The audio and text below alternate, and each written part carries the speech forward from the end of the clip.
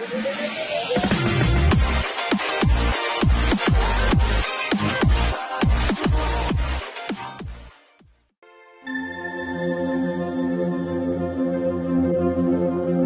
وقت پرماتما کے محل سے کوسوں دور، اس ہنگامہ رنگو نور سے بے خبر، اشباہ بن ثقیل ایک تنگو تاریک غار میں اوندا پڑا تھا۔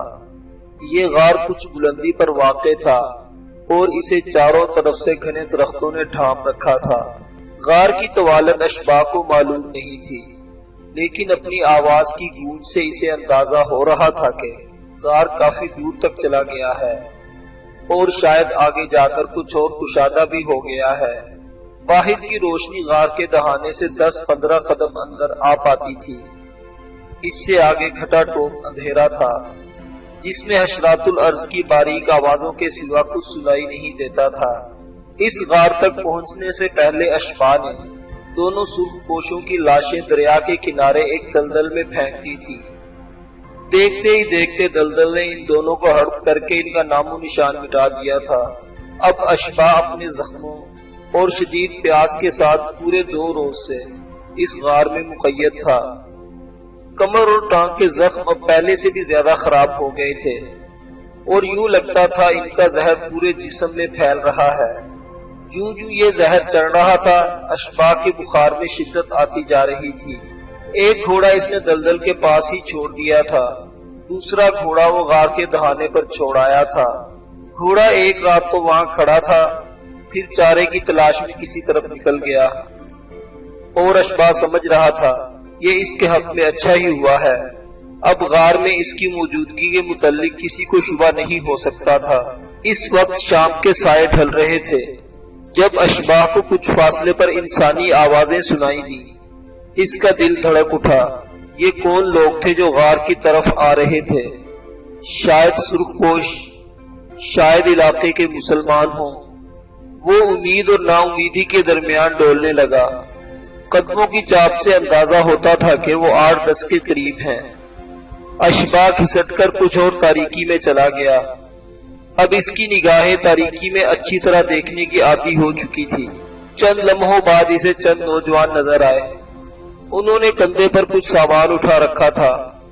اپنی حرکات سے وہ خاصے محتاط دکھائی دیتے تھے۔ بآہستگی چلتے ہوئے وہ تاریکی میں پہنچے۔ پھر انہوں نے سامان کے بڑے بڑے بورے پتھروں میں چھپانے شروع کر دیے۔ لوہے کی جھنکار سے اشباہ کو اندازہ ہو چکا تھا کہ یہ جنگی ساز و سامان ہے۔ نوجوان کام کے ساتھ ساتھ باتیں بھی کرتے جا رہے تھے۔ ان کی گفتگو سے اندازہ ہوا کہ ان میں سے کچھ مسلمان ہیں اور باقی ایسے ہندو ہیں جو پرماتما کے ظلم و ستم سے نالاں ہیں۔ وہ کسی کٹھن وقت کے لیے یہ سامان یہاں چھپانے آئے تھے۔ ایسا کرنے کی ہدایت ان کے بزرگوں نے دی تھی۔ ان کی باتوں سے پتہ چلتا تھا کہ علاقے میں پرماتما کے خلاف نفرت کی ایک لہر سی نمودار ہو رہی ہے۔ یہ لہر پوری ریاست میں محسوس کی جا سکتی ہے، تاہم کہیں اس کی شدت کم ہے اور کہیں زیادہ۔ نوجوانوں کی گفتگو میں سناری شاہین کا نام کئی بار آیا۔ ان میں سے ایک نے کہا، سنا ہے چھونی کے عقوبت خانے میں سناری شاہین کے ساتھیوں کو اذیتیں دے کر مارا جا رہا ہے، مگر وہ ان کی مدد نہیں کر سکا۔ عبدال غازی نے اس کے ساتھیوں کو پناہ دی تھی اور اس جرم میں وہ اپنے درجنوں ملازموں سمیت جان سے مار دیا گیا۔ اگر سناری شاہین کہیں ہے تو پھر ظاہر کیوں نہیں ہوتا؟ کیوں یہ سارا ظلم برداشت کر رہا ہے؟ کہیں ایسا تو نہیں کہ اس نام کے حوالے سے صرف افواہیں اڑائی گئی ہوں؟ ایک دوسرے نوجوان کی آواز آئی، میں پرسوں سردار ہاشم کی بستی میں گیا تھا، سنا ہے وہاں سے رائے منوہر کے 2 آدمی لاپتہ ہو گئے ہیں۔ سردار ہاشم پر شبہ کیا جا رہا ہے کہ اس نے سناری شاہین کے کسی مفرور ساتھی کے ساتھ مل کر یہ کام کیا ہے۔ بھرے بازار میں منوہر کے سپاہیوں نے سردار ہاشم کو بے حد رسوا کیا۔ اس کی داڑھی کھینچی گئی اور ٹھوکریں ماری گئی۔ مجھ سے تو ذلت برداشت نہیں ہوئی۔ ایک تیسری آواز اٹھی۔ یہ آواز نسبتاً سنجیدہ اور متین تھی۔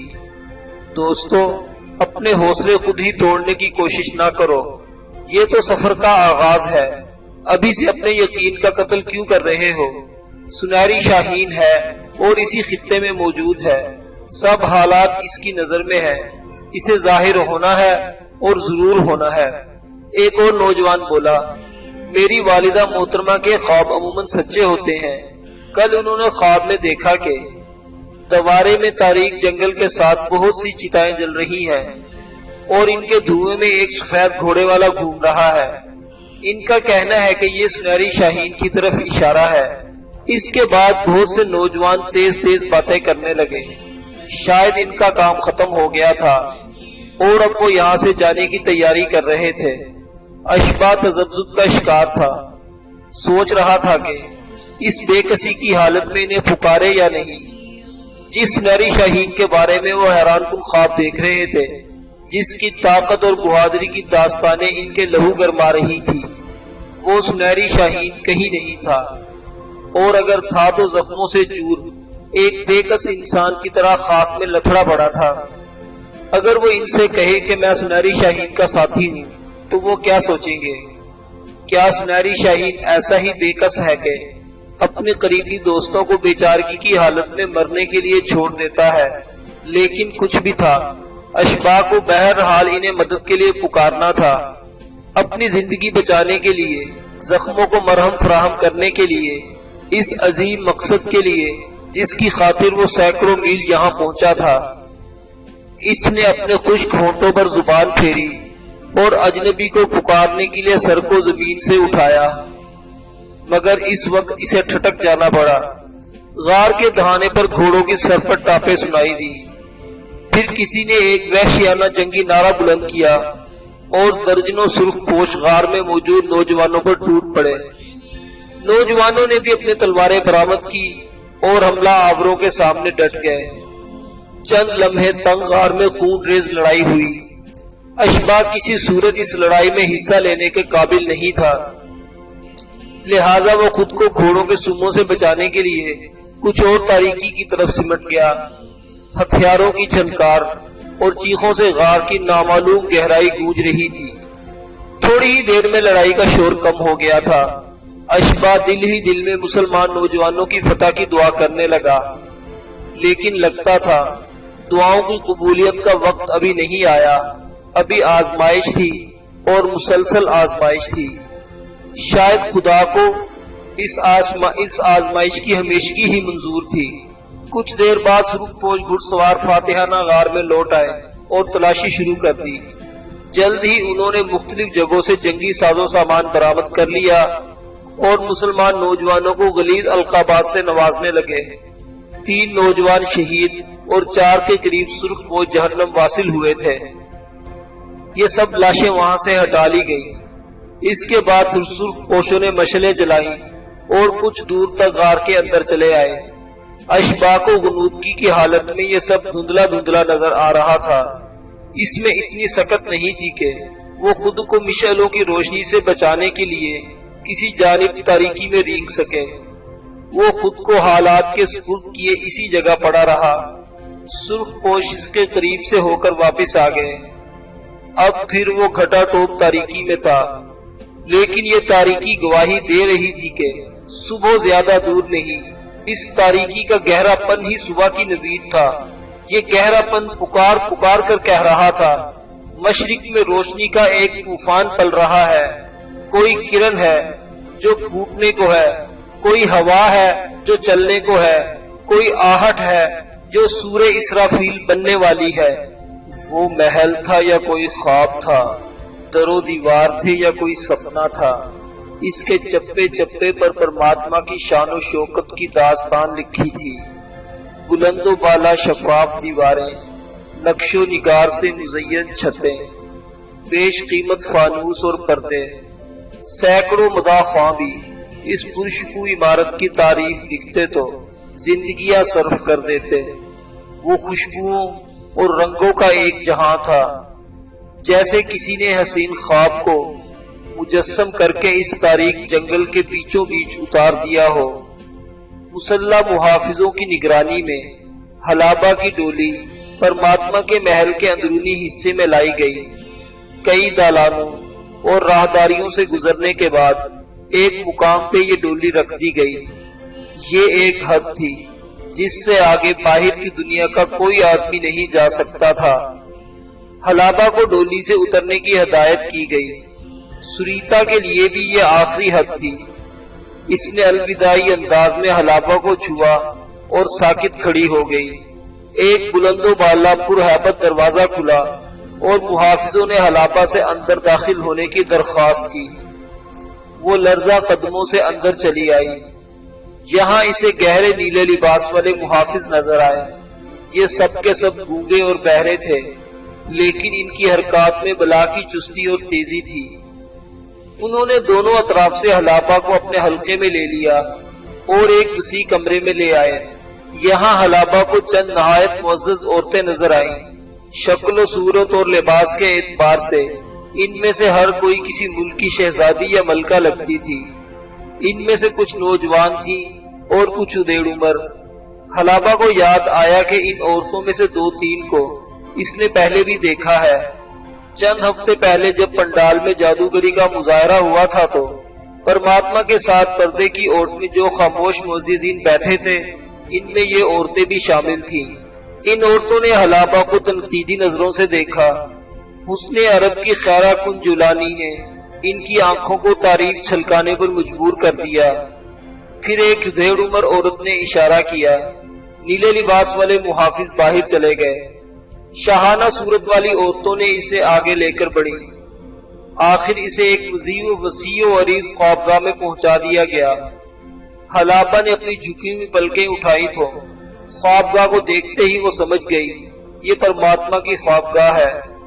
سارے محل کی خوبصورتی جیسے اس چھت تلے سمٹ آئی تھی۔ در و دیوار سے ایک مسحور کن روشنی پھوٹ رہی تھی۔ ہلکی خوشبو والے رنگ دار بادل تھے جو بھرپور لطافت کے ساتھ خوابگاہ میں چکرا رہے تھے۔ ان بادلوں میں نمی نہیں تھی اور نہ وہ کسی چیز پر اپنا رنگ چھوڑتے تھے۔ ان میں سانس لینے سے جسم میں عجیب سی فرحت بھر جاتی تھی۔ خوابگاہ کے مختلف حصوں سے یہ بادل مسلسل امڑتے آ رہے تھے۔ خوابگاہ میں موجود سامان کی ندرت اور خوبصورتی بیان کرنے کے لیے قلم کو دفتر درکار تھے۔ صرف ایک مسحری کے ایک زرنگار ہیرو جڑے پائی کی قدر و قیمت حلابہ کے حساب و شمار سے باہر تھی۔ یہ مسحری خوابگاہ کے بیچوں بیچ پڑی تھی۔ اس پر گلاب کے تازہ پھولوں کی سیج بچھی تھی۔ مسحری کے چاروں جانب مختلف رنگوں کے نادر پھولوں کی لڑیاں جھول رہی تھی۔ حلابہ نے اپنی زندگی میں کبھی ایسی مسحری نہیں دیکھی تھی۔ ایک امر دیکھ کر حلابہ ششدر رہ گئی۔ مسحری زمین سے کوئی دو بالشت خلا میں معلق تھی۔ نہ اوپر کوئی سہارا تھا اور نہ نیچے۔ اب معلوم نہیں یہ پرماتما کی سحر کاریوں کا ایک نمونہ تھا یا کوئی ہنرمندی استعمال کی گئی تھی۔ عورتوں نے حلابہ کو مسحری پر بٹھا دیا۔ اس مسحری پر بیٹھتے ہی ایک عجیب طرح کا ہراس حلابہ کے رگوں پے میں بھر گیا۔ ایک ہیبت سے اس کے دل میں طاری ہونے لگی۔ معزز عورتوں میں سے دو لڑکیوں نے اس کا گھونگھٹ اٹھایا، دبی آواز میں ہنسی، پھر سب کی سب باہر چلی گئی۔ خوابگاہ کا دروازہ باہر سے بند ہو چکا تھا۔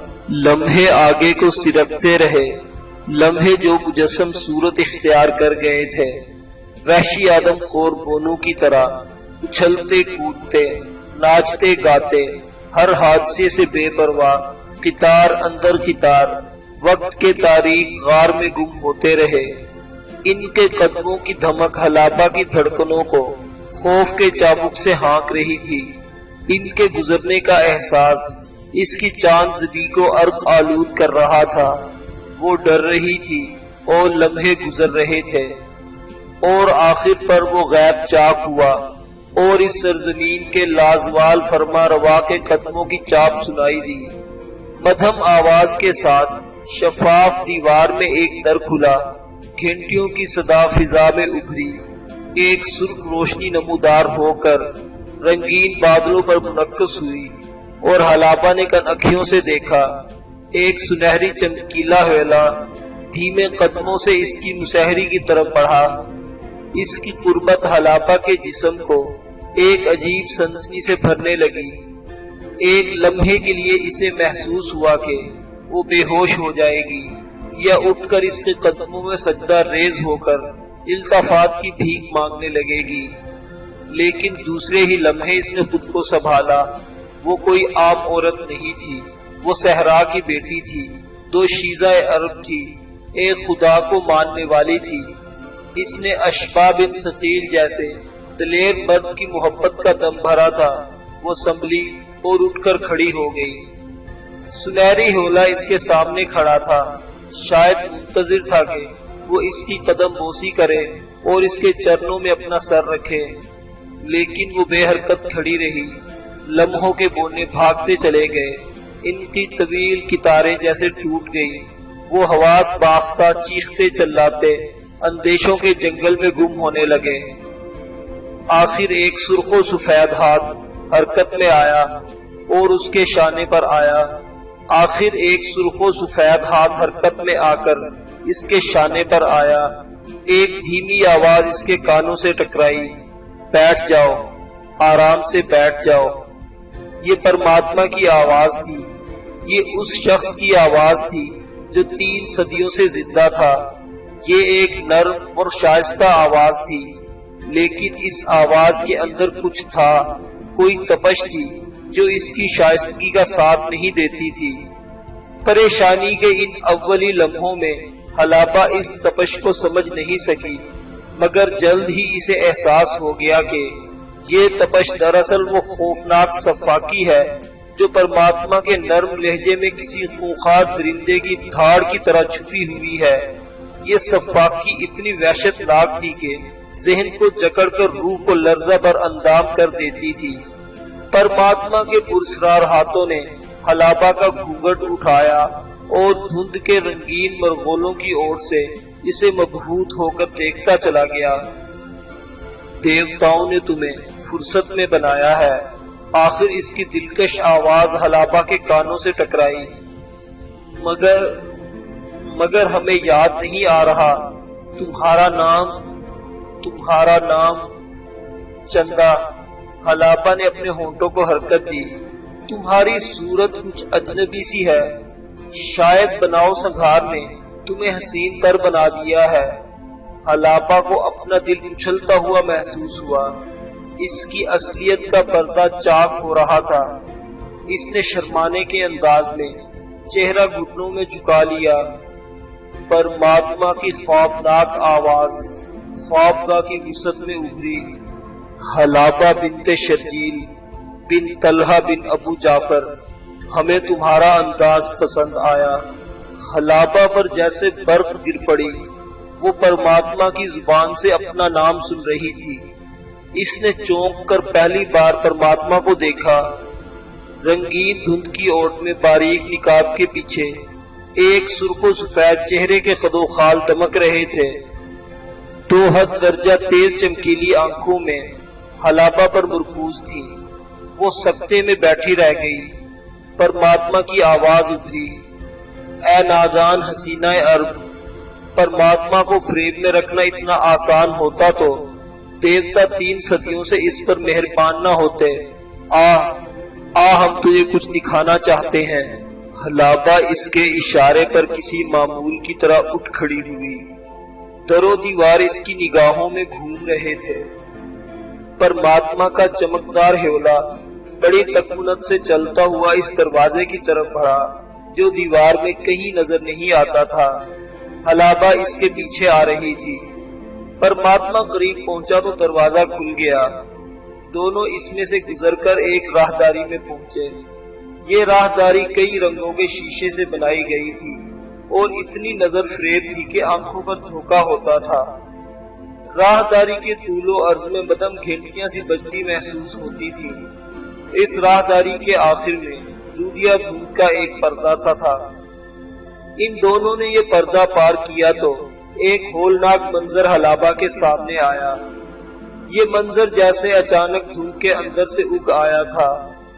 حلابہ حیرتناک نگاہوں سے دیکھتی چلی گئی۔ اس کے سامنے ایک ویسا ہی پنجرا تھا جو اس نے چھاؤنی کے عقوبت خانے میں دیکھا تھا۔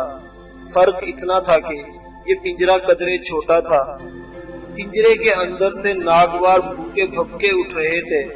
مگر حیرت کی بات تھی، یہ بھپکے دودیا دھند کے پردے کی اس جانب محسوس نہیں ہوئے تھے۔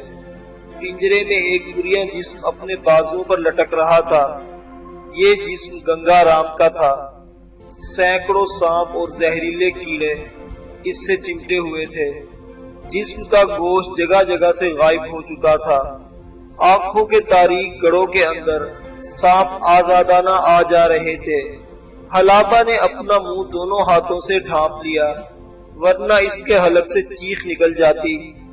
نہایت حسرت نے اس نے گنگا رام کی کھلوتی ٹانگ کو دیکھا، جو کرنوں کے ظلم کی گواہی بن کر فضا میں جھول رہی تھی۔ گنگا رام کے الفاظ اس کی سماعت میں گونجنے لگے، بس مالکن، اب کچھ نہ کہنا۔ میں ان لوگوں میں سے نہیں جو قدم بڑھا کر پیچھے ہٹاتے ہیں۔ میں آپ کا ساتھ دوں گا، چاہے اس میں میرا جیون ہی چلا جائے۔ آپ کی جنگ ظالم کے ساتھ ہے، اور مظلوم کا ساتھ مظلوم نہیں دے گا تو اور کون دے گا؟ پرماتما کی آواز نے حلابہ کو اس کے خیال سے چکا دیا۔ آگے آؤ لڑکی، ابھی کچھ اور مناظر تمہاری دید کے منتظر ہیں۔ پرماتما کی آواز میں کچھ ایسا اثر تھا کہ وہ معمول کی طرح اس کے پیچھے چل دی۔ چند قدم دور ایک اور پنجرا تھا۔ اس پنجرے کے سامنے ایک نیلے لباس والا محافظ پتھر کی طرح ساکت کھڑا تھا۔ اس کے ہاتھ میں ایک بلوری پیالہ تھا، پیالے میں شفاف پانی چمک رہا تھا۔ حلابہ نے پنجرے میں دیکھا اور لرز گئی، وہاں سریتا تھی۔ پرماتما کو دیکھتے ہی وہ سجدے میں گر پڑی اور بلک بلک کر رحم کی فریاد کرنے لگی۔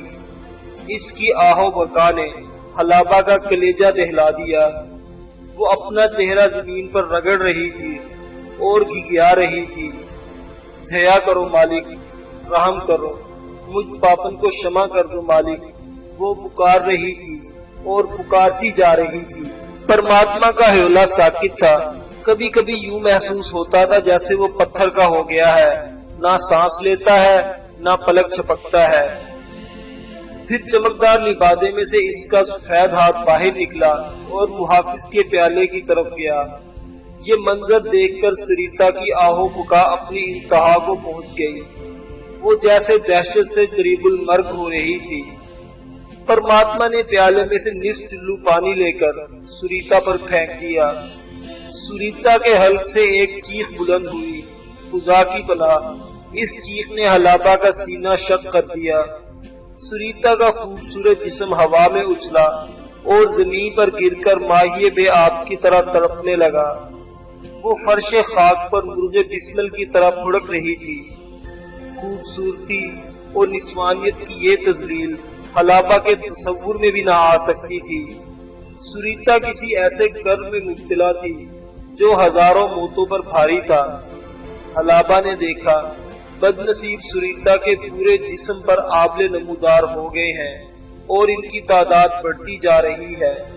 وہ اٹھ اٹھ کر گر رہی ہے اور اپنا سر آہنی سلاخوں سے ٹکرانے کی سعی کر رہی تھی۔ موت کا یہ وحشیانہ رقص تا دیر جاری رہا۔ آخر سریتا کا جسم پھولنا شروع ہو گیا۔ اس کی آنکھیں حلقوں سے باہر ابل پڑی اور چیخوں کی شدت سے یوں لگتا تھا کہ اب اس کے پھیپھڑے چاک ہو جائیں گے۔ جسم پھولتا گیا اور پھر دفعتاً ایک دھماکے جیسی آواز سے پھٹ گیا۔ گوشت کے لوتھڑے ادھر ادھر بکھر گئے اور خون فرش پر بہہ نکلا۔ سریتا کربناک عذاب سے گزر کر موت کے ابدی سفر پر روانہ ہو گئی تھی۔ حلابہ نے اپنی آنکھیں بند کر لی، ورنہ اسے خدشہ تھا کہ اپنی تمام تر قوت ارادی کے باوجود وہ اپنے حواس میں نہ رہ سکے گی۔ یہ سب کچھ ناقابل یقین تھا، ناقابل گمان تھا۔ موت کا یہ وحشتناک کھیل ختم ہو گیا تو پرماتما نے اپنے مخصوص دھیمے لہجے میں اسے پیچھے آنے کا حکم دیا۔ اب وہ ایک تیسرے پنجرے کے سامنے پہنچے۔ یہاں کوئی 15 عدد عورتیں بند تھیں۔ حلابہ ان میں سے چند ایک کو فوراً پہچان گئی۔ یہ چندا کے محل کی محافظ عورتیں تھیں۔ انہی کو دھوکہ دے کر وہ چندا کی خوابگاہ تک پہنچ گئی تھی۔ اس وقت یہ محافظ عورتیں غیر مسلح تھیں اور ان کے چہروں پر موت کی زردی کھٹی ہوئی تھی۔ ہر جسم پر لرزہ طاری تھا، ہر آنکھ خوف کا سمندر تھی۔ پرماتما کو دیکھتے ہی یہ عورتیں بھی سریتا کے انداز میں چلانے لگی اور زمین پر گر کر رحم کی درخواستیں کرنے لگی۔ ان کے جسم کا ہر حصہ ایک فریاد تھا جو بلک بلک کر کربناک موت سے پناہ مانگ رہا تھا۔ ان کے لہجے میں دنیا بھر کی التجائیں سمٹ آئی تھی۔ ان کی حالت دیکھ کر حلابہ کو اپنی روح جسم کے پنجرے میں پھٹ پھڑاتی محسوس ہوئی۔ پرماتما کچھ دیر اپنی شفاف خاموشی کے ساتھ بدنصیب عورتوں کو دیکھتا رہا۔ اس پنجرے کے سامنے بھی ایک محافظ بلوری پیالے کے ساتھ ساکت کھڑا تھا۔ پرماتما نے ہاتھ پیالے کی طرف بڑھایا تو عورتوں کی چیخو پکار انتہا کو پہنچ گئی۔ پرماتما کا ہاتھ رک گیا۔ اس نے چند ساعت کے لیے سوچا، پھر محافظ کو کوئی خفیف اشارہ کیا۔ محافظ نے فوراً ایک ہاتھ پیالے سے جدا کیا اور اپنی کمر سے کوئی چیز نکال کر پنجرے میں پھینک دی۔ یہ چمڑے کی ایک لنگوتری سی تھیلی تھی جو اکثر محافظوں کے کمر سے بندھی دکھائی دیتی تھی۔ محافظ دستے کی سالار نے اس چیز کو دونوں ہاتھوں سے دبوچ لیا۔ اس کے چہرے پر شادی مرگ کی کیفیت طاری ہو گئی۔ وہ شکر گزاری کے اظہار کے لیے اپنے سامنے کی زمین کو چومنے لگی اور اپنا سر فرش پر رگڑنے لگی۔ دوسری عورتوں کی بھی حالت کچھ مختلف نہیں تھی۔ ان کا بس نہیں چل رہا تھا، ورنہ وہ خاک ہو کر اپنے دیوتا کے قدموں میں بکھر جاتی۔ ان کی آنکھوں سے خوشی کے آنسو چھلک رہے تھے۔ حلابہ یہی سمجھی کہ پرماتما نے انہیں معاف کر دیا ہے، تاہم اس کا خیال غلط تھا۔ چمڑے کی لگوتری تھیلی سے ایک عجیب وضع کا ہتھیار برآمد ہوا۔ اس تیز دار ہتھیار کا دستہ خنجر سے اور پھل کٹار سے مشابہ تھا۔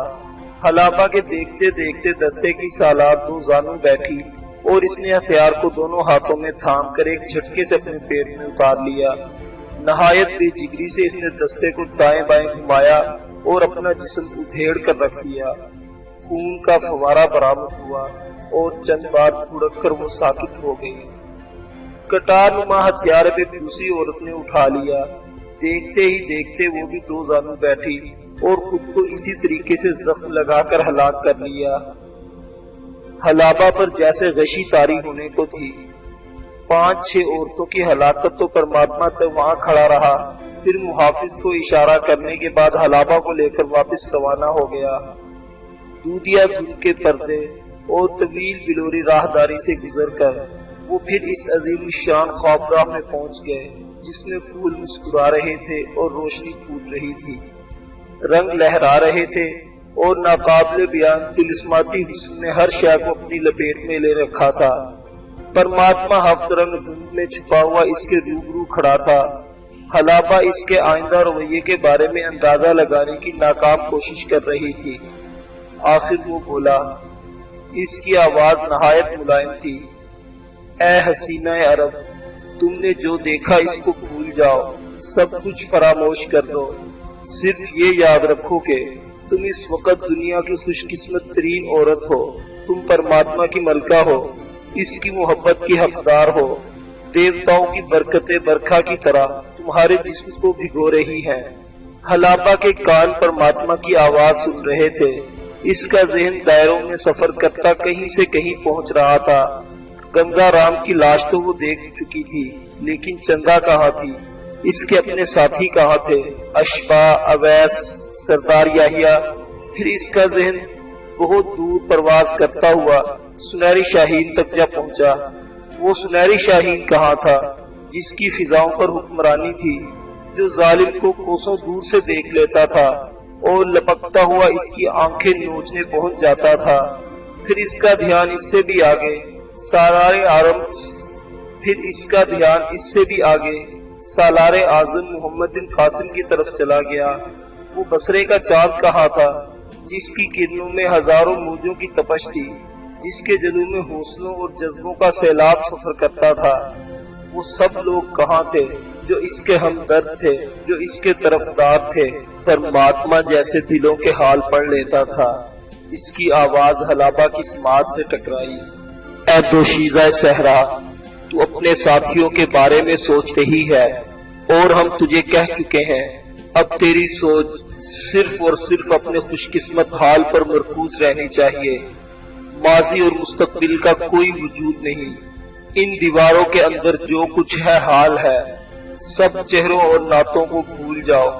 ان چہروں اور نعتوں کو یاد کر کے تم ان کی مصیبتوں میں اضافے کے سوا اور کچھ نہ کر پاؤ گی۔ ہمارا خیال ہے تم ذہین لڑکی ہو اور آشا کرتے ہیں کہ تم ذہانت کا ثبوت دو گی۔ حلابہ پتھر کی طرح ساکت کھڑی تھی۔ پرماتما نے ایک شائستہ اشارے سے اسے مسہری پر بیٹھنے کا حکم دیا۔ وہ بیٹھ گئی تو اس نے دھند کے ایک نیلگوں مرغولے میں ہاتھ بڑھایا۔ ایک طلائی تشت اس کے ہاتھ میں آ گیا۔ اس تشت میں سونے اور چاندی کی رکابیوں میں ایسے میوے پڑے تھے جن میں اکثر حلابہ نے پہلے کبھی نہیں دیکھے تھے۔ پھر پرماتما نے دوبارہ ہاتھ بڑھایا۔ اس دفعہ دھند سے ایک اور تشت برآمد ہوا۔ اس میں شیشے کی خوبصورت بوتلیں رکھی تھی۔ یہ ایسی شفاف تھی کہ ان پر نگاہ نہیں ٹھہرتی تھی۔ ان بوتلوں میں شراب چھلک رہی تھی۔ پھر پرماتما کے ہاتھ کے اشارے پر حلابہ نے ایک حیران کن منظر دیکھا۔ شاید وہ یہ منظر اس اندھیر نگری میں پہنچنے سے پیشتر دیکھتی تو کبھی اپنی بصارت پر یقین نہ کرتی، لیکن اب وہ تسلیم کرنے لگی تھی کہ ان در و دیوار میں، ان فضاؤں میں سب کچھ ممکن ہے۔ پرماتما کے ہاتھ کا اشارہ ہوتے ہی وسیع و عریض خوابگاہ کے ایک حصے میں موسلا دھار بارش ہونے لگی۔ یوں لگا جیسے خوابگاہ کی چھت اپنی جگہ سے ہٹ گئی ہے اور ابر آلود آسمان تک سب کچھ صاف دکھائی دے رہا تھا۔ تاریک بادلوں میں گونجتے ہوئے برف کے لہریے اور گڑ گڑاہٹ کی آوازیں، پانی آسمان سے برس رہا تھا، خوابگاہ کے فرش پر گر رہا تھا، پھر ایک آبشار کی صورت میں نشیب کے خوبصورت حوض میں پہنچتا تھا اور پھر نظروں سے اوجھل ہو جاتا تھا۔ یہ سب کیا ہے؟ حلابہ نے نہایت حیرت سے سوچا۔ شاید پرماتما کی پراسرار قوت کا مظاہرہ، شاید اس کا فریب نظر۔ پرماتما کی آنکھوں کی مقناطیسی کشش حلابہ کو بتدریج اس کے اثر میں لا رہی تھی۔ حلابہ کو محسوس ہو رہا تھا جیسے وہ آپوں آپ پرماتما کی عظمتوں کی موطرف ہوتی جا رہی ہے۔ پرماتما کا حوالہ اب اس کے قریب تھا، بہت قریب۔ وہ اس کے جسم کی حدت محسوس کر رہی تھی، اس کے سانسوں کی پھنکار سن رہی تھی۔ پھر سنہری لبادے کے اندر سے پرماتما کے سرخ و سفید ہاتھ برآمد ہوئے اور حلابہ کے شانوں پر آ گئے۔ حلابہ کی آنکھیں جیسے خود بخود بند ہونے لگی۔ اس پر خود سپردگی کی کیفیت طاری ہو رہی تھی۔ وہ اس دھند میں تحلیل ہو کر اپنے شعور کی حد سے گزرنا چاہتی تھی۔ اسے معلوم تھا اس کے ساتھ کیا ہونے والا ہے۔ پرماتما کی ہوسناک آنکھیں اسے سب کچھ بتا رہی تھی، اس کے ہاتھوں کا دباؤ اسے سب کچھ سمجھا رہا تھا، مگر اس کا ذہن معوف ہوتا جا رہا تھا۔ ایسا کیوں تھا؟ اس ماحول کا اثر تھا، پرماتما کی پراسرار قوتوں کی گرفت تھی یا کوئی اور بات تھی؟ اچانک حلابہ کے دل کے گہرائیوں سے ایک خاموش چیخ بلند ہوئی، نہیں، یہ کچھ نہیں، یہ سب فریب ہے۔ ہوش میں آؤ حلابہ، تم مسلمان ہو۔ مسلمان جھوٹا نہیں، مرعوب نہیں ہوتا، خوف نہیں کھاتا، اور خوف کس بات کا؟ موت ہی تو تمہارا مقصود ہے، شہادت ہی تو تمہاری منزل ہے۔ اشباح کے ہاتھوں میں تمہارا خون چکا جسم نہ پہنچے گا تو کیا ہوا؟ کبھی نہ کبھی اسے تمہاری موت کی خبر تو ملے گی، لیکن اسے تمہارے انجام کا پتہ تو چلے گا۔ پھر یہ بھی معلوم ہوگا کہ تم نے کس کوشش میں اپنی جان دی، پرماتما کو جان سے مارنے کی کوشش میں۔ درست ہے، تم اس کوشش میں کامیاب نہ ہو پاؤ گی، مگر یہ موت تمہارے شیان شان ہوگی، یہ شہادت تمہاری خوابوں کی تعبیر ہوگی۔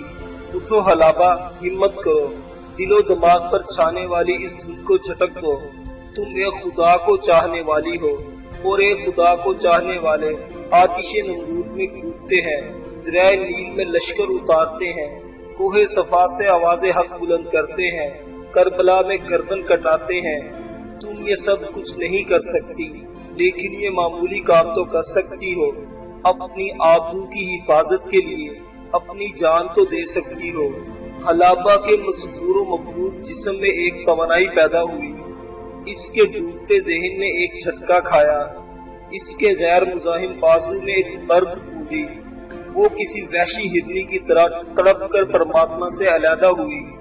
اس کی دونوں انگلیاں دو تیروں کی طرح بڑھی اور پرماتما کے ریشمی نقاب سے گزرتی ہوئی اس کی آنکھوں میں پیوست ہو گئی۔ پرماتما کی ایک آنکھ سے خون کا فوارہ پھوٹ نکلا اور وہ چلا کر اوندا گرا۔ اس کے چلانے اور اس کے گرنے نے حلابہ کو جیسے خوابوں کی دنیا سے باہر لا پھینکا۔ اسے محسوس ہوا کہ وہ ایک جیتی جاگتی عورت ہے اور اس کا مقابلہ ایک انسان سے ہے۔ اس احساس نے اس کے جسم کو نئی توانائی سے بھر دیا۔